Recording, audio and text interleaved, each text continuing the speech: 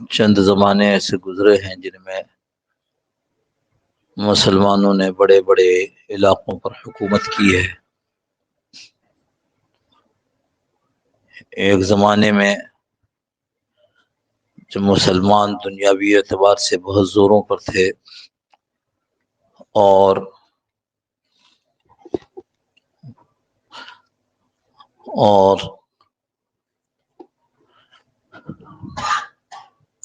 مسلمانوں کی خلافت عروج پر تھی، بغداد بڑا مسلمانوں کا بڑا شہر تھا، مشہور تھا، لوگ وہاں آیا کرتے تھے اس دنیا بھر سے۔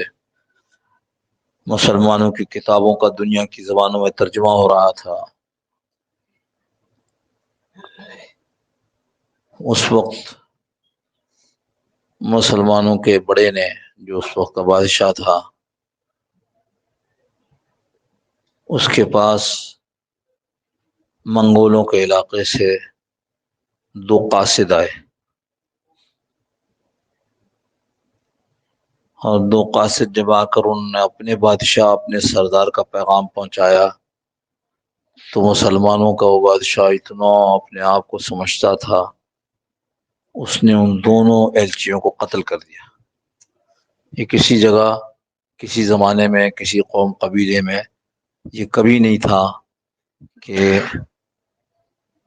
ایلچی کو یا قاصد کو جو پیغام لے کر گیا ہے قتل کیا جائے۔ چونکہ مسلمانوں کا بادشاہ طاقتور تھا تو اس طاقت کے نشے میں اس نے ان لوگوں کو کہ کہاں جنگل سے اٹھ کر کے آ گئے، صحرائے گوبی سے کدھر سے اٹھ کر کے آ گئے اور آ کر ہمیں مخاطب کرنے کی جرات کرتے ہیں، تو ان کو قتل کر دیا۔ بعد میں بہت سارے اس کے وہ ہیں، یعنی کہانیاں ہیں کہ ان کا جو وزیر تھا اس نے یہ مشورہ دیا تھا، وہ وزیر منافق تھا، اللہ نے اس کا بھی بعد میں کام تمام کر دیا۔ اب وہ جب یہ اطلاع ملی قبیلے کے سردار کو تو کہتے ہیں، تاریخ میں یہ لکھا ہے کہ وہ ایک اونچے پہاڑ پر چڑھ گیا اور اس نے اپنے دونوں ہاتھ آسمان کی طرف اٹھائے اور کہا کہ اے مسلمانوں کے رب، اے مسلمانوں کے رب، یہ مسلمانوں نے میرے ساتھ ظلم کیا ہے، اب میں ان سے بدل لوں گا، تو میری مدد فرما۔ یہ چنگیز خان تھا۔ اور پھر جو مسلمانوں کا حشر ہوا ہے وہ سامنے، مظلوم خواہ کافر ہی ہو اس کی بد دعا سے بچنا چاہیے۔ اللہ کے نبی صلی اللہ تعالی علیہ وسلم کا یہ کھلا صاف واضح فرمان ہے، بد دعا فوراً پہنچتی ہے، فوراً پہنچتی ہے۔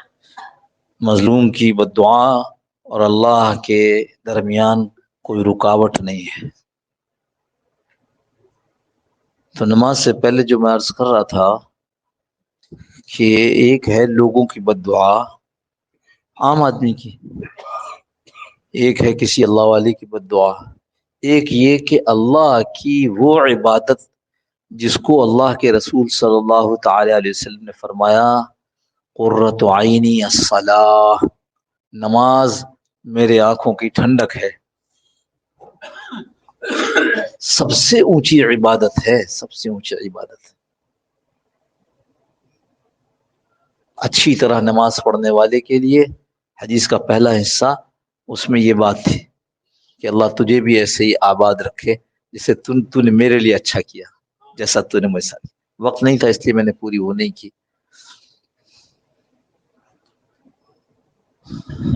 اتنے مطمئن ہیں نمازی اور ایسی حقارت سے دیکھتے ہیں بے نمازی کو۔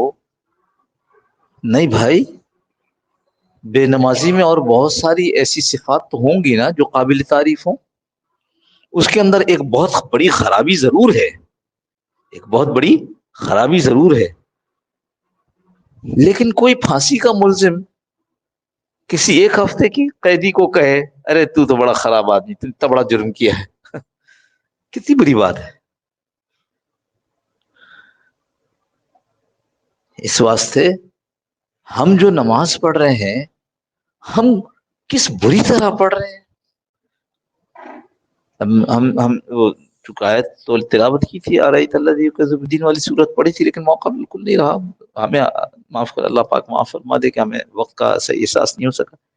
فویل للمصلین، تو ویل ہے مصلیوں کے لیے، مصلیوں کے لیے، نماز پڑھنے والوں کے لیے ویل ہے۔ ویل کیا ہے؟ کیا جنت ہے کوئی، یا کوئی بہت اچھی جگہ ہے؟ تو اس کا ترجمہ لکھا ہے ویل جہنم کی وادی ہے۔ ارے نماز نہ پڑھنے والوں کے لیے نہیں ہے، نماز پڑھنے والوں کے لیے۔ میں پھر یاد دلا دوں، میں جب یہاں بیٹھ کر بات کر رہا ہوتا ہوں تو میرا مقصود، میرے مخاطب جو ہیں وہ گلی محلے میں پھرنے والے نہیں ہیں، جو تھڑے پہ صبح سے بیٹھتے ہیں رات تک اپنا وقت ضائع کرتے ہیں، وہ نہیں ہیں۔ میرا مخاطب تو میرے جیسے دوست ہیں، وہ احباب ہیں جو میرے پاس آتے ہیں اس امید کے ساتھ آتے ہیں کہ شاید مل صاحب کو ایسی بات کر دیں جس سے میری زندگی بدل جائے، اور میں اس کو اپنی ذمہ داری سمجھتا ہوں کہ بھائی یہ باتیں آپ کے سامنے رکھوں۔ آپ کیا ہوگا، زیادہ تر آپ یہ کہو گے کہ یہ پھر مولوی صاحب جو نماز روزے کی بات کر رہے ہیں، یہ تو کرنٹ افیئر سے بات نہیں کرتے۔ سب سے بڑا کرنٹ افیئر یہ ہے بھائی، جس مصیبت میں یہ پوری قوم اور انفرادی طور پر میں آپ آ کر پھنس گئے ہیں، اس سے نجات کا راستہ یہ ہے جو ہم آپ سے عرض کر رہے ہیں۔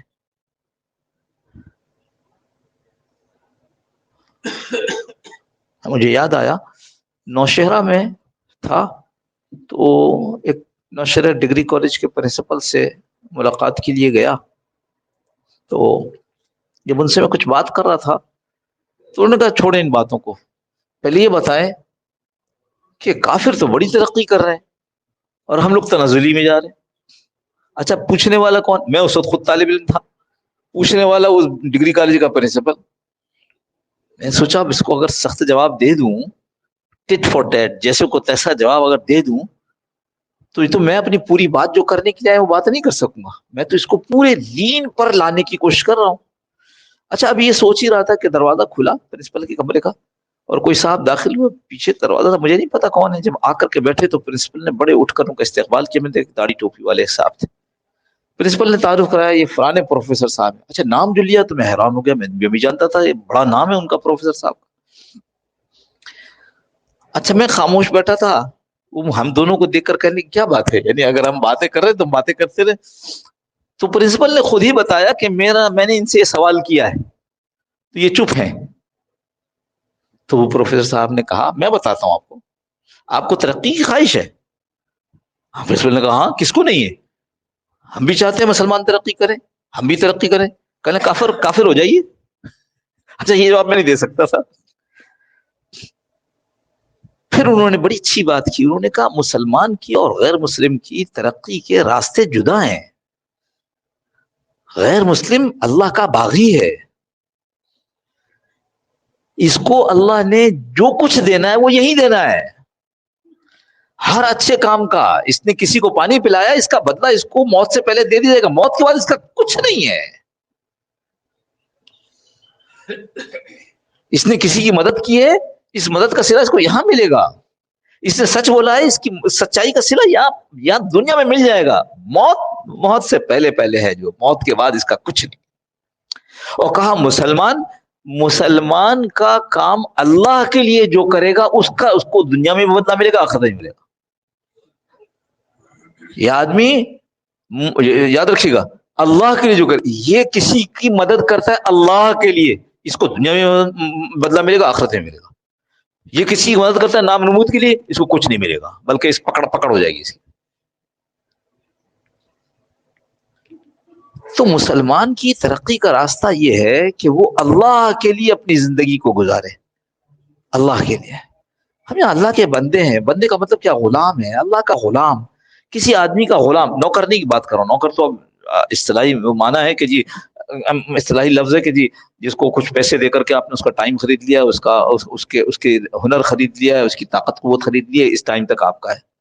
غلام تو غلام ہے، حضرت حسن بصری رحمۃ اللہ علیہ کے متعلق غالباً آتا ہے کہ غلام خرید کر لائے، اور جب آیا اس زمانے میں غلام کا معاملہ تھا اور وہ صحیح تھا، پھر اللہ پاک نے غلامی کو ختم فرمایا تو اس کے لیے کوئی قانون نہیں بنایا ہے کہ اب غلام نہیں بناؤ، ایک سسٹم چلا رہا ہے صدیوں سے، ایک دم سے کیسے روکیں؟ نیک بد سب کے گھر میں ہے اور اس سے کام ہے۔ مثال کے طور پر میں مثال دے رہا ہوں، دیکھو یہ فتویٰ نہیں دے رہا ہوں، ہاں مثال دے رہا ہوں کہ سخت پردہ ہے، گھر کا کام کون کر رہی ہے؟ جو باہر جا کر باندی کر رہی ہے، باندی کو اجازت ہے کہ تم منہ کھلا رکھ سکتی ہو۔ سمجھ میں آ گیا؟ اس لیے ایک دم سے نہیں کیا، اللہ کے نبی صلی اللہ علیہ وسلم نے آ کر کے لوگوں کو فضائل سنائے، جو غلام آزاد کرے گا اس سے اللہ یوں راضی ہو جائے گا، جو غلام آزاد کرے گا اتنا ثواب، جو غلام آزاد کرے گا اس کو یہ ثواب۔ وہ جناب لوگوں نے اپنے غلاموں کو آزاد کرنا شروع کیا، کرتے کرتے کرتے غلامی کا سلسلہ ہی ختم ہو گیا۔ خدا کا اپنا نظام ہے، ہم اس کو نہیں سمجھ سکتے۔ خیر، تو عرض کر رہا تھا کہ وہ جب غلام لے کر کے آئے تو حسن بصری نے پوچھا بھائی تیرا نام کیا ہے؟ تو اس غلام نے کہا میرا نام تو بس جس نام سے آپ پکارے، غلام کا کیا نام ہوتا ہے؟ حیران ہو گئے۔ اچھا ہمیں تو حکم ہے کہ جو کھاؤ وہ تمہیں، جو غلام کو کھلاؤ، جو پہنو وہ غلام کو پہناؤ، تم کھانے میں کیا پسند کرتے ہو؟ کہ غلام کی کیا پسند، جو آقا کھلا دے۔ بس یہ دو سوال ہوئے، اس کا دو جواب ملا، بے ہوش ہو گئے۔ ہوش میں آئے تو کہنے لگے میری طرف سے تو آزاد ہے، تو نے مجھے بتا دیا کہ اللہ کی غلامی کیسے کرتے، تو نے مجھے غلامی سکھا دی۔ یہ ہمارے اردو والوں کا مسئلہ ہے نا، میں نے کئی دفعہ سے، یہ اردو والوں کا مسئلہ ہے کہ انہوں نے عابد کا ترجمہ بندہ کر دیا اور بندے سے بندگی اور بندگی سے نماز روزہ۔ انگریزی والوں نے کیا کیا؟ عبد کا ترجمہ سرونٹ کیا ہے۔ ہمارے یہاں بھی اگر غلام کر دیتے نا عبد کا تو ہمیں سمجھنا اور اللہ کی طرف چلنا آسان ہوتا۔ تو لہذا ہم تو غلام ہیں، اللہ جیسے آقا جیسے چاہیں ویسے ہم کریں گے۔ اس واسطے جو کچھ ہے وہ اللہ کے لیے ہے، ہمارا جان، ہمارا مال، ہماری زندگی، ہماری جوانی، ہماری چیزیں، ہمارے ہنر، جو کچھ ہمارے پاس ہے وہ سب کس کا ہے؟ اللہ کا ہے۔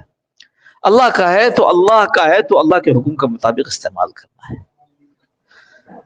اور جب مسلمان اس پر آ جائے گا تو مسلمان ایسی ترقی کرے گا کہ لوگ اس کو سمجھ بھی نہیں سکیں گے یہ کیسے ہوا، یہ ہو کیسے گیا۔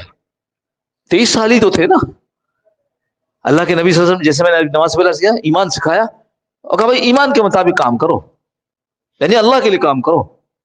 23 سال میں، اور 23 اور گزشتہ جو میں بتایا تھا نا 23 اور کتنے ہوئے، 50 سال کا جب وقت ہو گیا حضور صلی اللہ علیہ وسلم کے نبوت کے اعلان کے بعد 50 سال ہوئے، اور مسلمانوں کی حکومت پتہ نہیں کتنے لاکھوں مربع میل تک تھی، لاکھوں۔ کیسے ہو گیا؟ یہ تو وہ لوگ تھے جو جن کو پر کوئی حکومت نہیں کرنا چاہتا تھا، جن کو پڑھنا لکھنا نہیں آتا تھا۔ صحابہ، کسی صحابی کو ایک باندی غلام، ایک باندی جو ہے وہ ان کے حصے میں آ گئی جہاد کے بعد، تو کسی نے کہا مجھے بھیج دو، کہنے لے لو، کتنے کے لوگ ہیں؟ تو انہوں نے کچھ ہاتھ سے اشارہ کیا 20 یا 30 اس نے لے کر کے خرید لیا۔ کسی نے کتنے بیچا؟ کہا اتنے میں۔ کہنے یہ تو بہت کم ہے، کہنے لگے مجھے اس سے زیادہ کی گنتی نہیں آتی۔ بتاؤ ذرا، ایسے لوگ صرف اللہ کی ماننے کی، دیکھو یہ حکومت، یہ بادشاہت، یہ اوپر ہونا، یہ اللہ کے حکم پر ہوتا ہے۔ ان الذین آمنوا وعملوا الصالحات، یہ لوگ اگر نیک عمل کریں گے اور ایمان لائیں گے اور نیک عمل کریں گے تو اللہ ان کو زمین کی خلافت دے گا۔ اب ابا جی نے کہا کہ جی اگر تم اچھی طرح پڑھو گے تو ہم تمہیں موٹر سائیکل لے کے دیں گے۔ اب بچہ بجائے پڑھنے کے موٹر سائیکل مارکیٹ کا دورہ کر رہا ہے، ہر موٹر سائیکل کے پیچھے پڑا، یہ کیسے چلتی، کیا ہوتا ہے، کہ کیوں نہ خریدو؟ بھائی تم کو تو یہ تو موعود ہے، وعدہ ہوا ہوا ہے، اس کا ملے گی، لیکن یہ موعود مشروط ہے، وعدہ شرط کے ساتھ ہے، اس شرط کو تم پورا کرو، وعدہ ابا پورا کریں گے۔ ہم وہ وعدہ پورا، ہم وہ شرط پوری کر دیں جو اللہ نے لگائی ہے، اللہ اس کو پورا کر دے گا۔ دیکھو سب سے پہلی بات جو سب سے پہلے عرض کی تھی، بار بار کہتا ہوں، سب سے پہلی بات تو یہ کہ ایمان لانا پڑے گا کہ دنیا اللہ کے کنٹرول میں ہے۔ ہم جو اس بات کو بھولتے ہیں نا، اس سبب سے پھر ادھر ادھر پھسلتے ہیں۔ اس کو خوب سمجھ لیجیے، اس کا اعادہ کریں، اس کو بار بار کہیں، تبلیغ میں نکل کے موقع خوب ملتا ہے کہ آدمی بولتا بھی ہے، سنتا بھی ہے، کہتا بھی ہے۔ اللہ کے قدرت میں ایک ذرہ بھی ایسا نہیں ہے جو ان کی گرفت سے باہر ہو، کنٹرول سے باہر ہو، اور جب ان کی گرفت میں ہے تو ایسی گرفت میں ہے کہ آپ اس سے نکلنا سوچ بھی نہیں سکتے. وہ ہر ذرے پر ایک فرشتہ مقرر کر رکھا ہے. یہ فرشتہ بھی اس لیے مقرر ہے کہ انہوں نے نظام بنایا ہے، ورنہ ان کا ارادہ ہے تو یہ اس کی حفاظت ہے. وہ جو گندم کا ایک ذرہ، ایک دانہ، اس کے اوپر فرشتہ ہے جو پنجاب میں اگا ہے، اب وہ یہاں آ رہا ہے، اس پر وہ حفاظت کر رہا ہے. وہ آ کر کے جہاں پستا ہے وہاں پستا ہے، وہ پس کر کے جو اس کے ذرات ہیں ان پر حفاظت کر رہا ہے، یہاں تک کہ وہ میرے محلے میں پہنچتا ہے، یہاں تک کہ وہ میں جس دکان سے رہتا ہوں اس پہ پہنچتا ہے، یہاں تک کہ اور کسی گاہک کے پاس نہیں جاتا، میرے پاس آتا ہے. اور یہاں تک کہ جب میری بیوی میں روٹی پکائے گی تو اس کا لقمہ جب تک میرے اندر نہ چلا جائے وہ فرشتہ اس کی حفاظت کرتا ہے. تو پھر یہ تو نے ایک مثال دی نا، بارش کا قطرہ دیکھو، کوئی چیز سوچ لو آپ، اللہ ایسے کرنے والے. کنٹرول سے باہر کچھ نہیں ہے. کنٹرول سے اگر باہر ہے تو ہم ہیں، لہٰذا اس کو بھگت رہے ہیں. کنٹرول سے باہر ہم ہیں، ہم بھگت رہے ہیں اس کو. اللہ ہم سب کی حفاظت فرمائے. تو اس لیے عرض کیا، نماز کے لیے جو اہم بات ہے، ایک ہے نماز کا ظاہر بنانا، کیسے کرنا ہے. اللہ یہ آسمانوں کی طرف ہے، یہ بیت اللہ کی طرف ہے، اللہ یہاں آ کر باندھنا ہے. احناف کے ہاں اس ناف سے بالکل فوراً نیچے، اور یہ اس کے سرکل بنانا ہے، اور یہ 3 اوپر رکھنی ہے، یہ ہتھیلی اس ہتھیلی کے اوپر آ گئی، یہ ہے اللہ اکبر. نماز کا ظاہر بنانا ہے. اب کتنے ہیں بتاؤ مجھے، بتاؤ، منہ سے نکل کے بتاؤ کتنے ہیں جو نہیں. یہ کہاں گیا؟ یہ نہیں ہے، یہ تو یہاں سے اٹھا کر یہاں لانا ہے. اور بعض لوگ جو یہاں سے کر کے اور ابھی وہ نہیں کیا ہوتا کہ پہلے اپنا کپڑا درست کر رہا تھا. نہیں، ایسا نہیں ہے. نماز کے ظاہر کو علماء ہے نا، اتنے ہیں کراچی، ہم لوگ خوش قسمت اس معاملے میں. علماء ہے، گاؤں گوٹھوں میں جاؤ تو ریٹائرڈ صوبے دار اور ریٹائرڈ ڈاکیا اور ریٹائرڈ فلانا وہ جو ہے امامت کر رہے ہیں. ہمارے یہاں تو الحمدللہ علماء موجود ہیں. سیکھو نماز، کوئی شرم کی ضرورت نہیں ہے. شرم کریں گے تو پھنس جائیں گے ہم، ہے نا بھائی. موت سے پہلے اس کو سیدھا کرنا ہے. تو اس کو نماز کو شروع سے لے کے جاتا، ایک یہ ہے ظاہر، یہ علماء بتائیں گے. اور ایک اللہ کی طرف دھیان ہو. یہ دھیان کیسے ہوتا ہے، اس کو اللہ والے پیر مشائخ بتائیں گے. خانقاہوں کا چکر لگاؤ کہ دل کیسے اللہ کی طرف متوجہ ہو جائے. کہہ رہے ہیں کہ ہم تو 20 سال سے ذکر کرتے ہیں. ماشاءاللہ بہت اچھی بات ہے، لیکن ذکر کا فائدہ کیا ہے؟ ہم کئی دفعہ بتائے، یاد دلانا پڑتا ہے. ایک ہر چیز کا اجر ہے اور ایک ثمر ہے، پھل ہے. ایک اجر ہے، ایک پھل ہے. نماز کا اجر آپ نے جیسی تیسی پڑھ لی، نماز تو معاف ہو گئی، اتر گئی نہیں ذمے سے. اس کا پھل نہیں مل رہا ہے. پھل کیا تھا؟ جو نماز پڑھے گا متقی ہو جائے گا. نہیں ہو رہا. جو نماز پڑھے گا اس کی مدد کی جائے گی، نہیں ہو رہی. تو اجر ملا جیسی پڑھی آپ نے، 50% والی 50% اجر، 100% والی 100% اجر مل گیا. لیکن اس کا ثمر نہیں ملے گا جب تک کہ کامل نماز نہ ہو. ایسے ہی جو ہم ذکر کر رہے ہیں تو ہم 20 سال سے اگر کر رہے ہیں تو کرتے رہے، اجر مل رہا ہے 25%، 50%، واٹ ایور، جیسا بھی آپ نے کیا. لیکن اس کا ثمر نہیں ملے گا. ثمر کیا ہے؟ جو ذکر کرے گا اللہ اس کو اپنا دھیان نصیب فرما دے گا. تو یہ 20 سال سے ذکر کرنے والا، اس کی نماز میں دھیان کیوں نہیں آیا؟ اس لیے کہ صحیح سے نہیں کیا ذکر. تو اس لیے اللہ والوں کے پاس جا کر اس کو سیکھنا چاہیے. خیر، عرض کر رہا تھا کہ یہ موقع ہیں آنکھ بند ہونے سے پہلے ان کو خوب آدمی بلا شرم بلا جھجک اس کو سیکھے، اور سیکھ کر پھر نماز پڑھے، پھر دیکھے اس کے فائدے کیا ہیں. کریں گے نا انشاءاللہ اس کو. اللہم صلی علی سیدنا مولانا وعلی آلہ وسلم تسلیما کثیرا کثیرا. ربنا انفسنا وان لم تغفر لنا وترحمنا ربنا لا تزغ قلوبنا بعد إذ هديتنا انك انت الوهاب. اللهم آتنا في الدنيا حسنة اللهم ربنا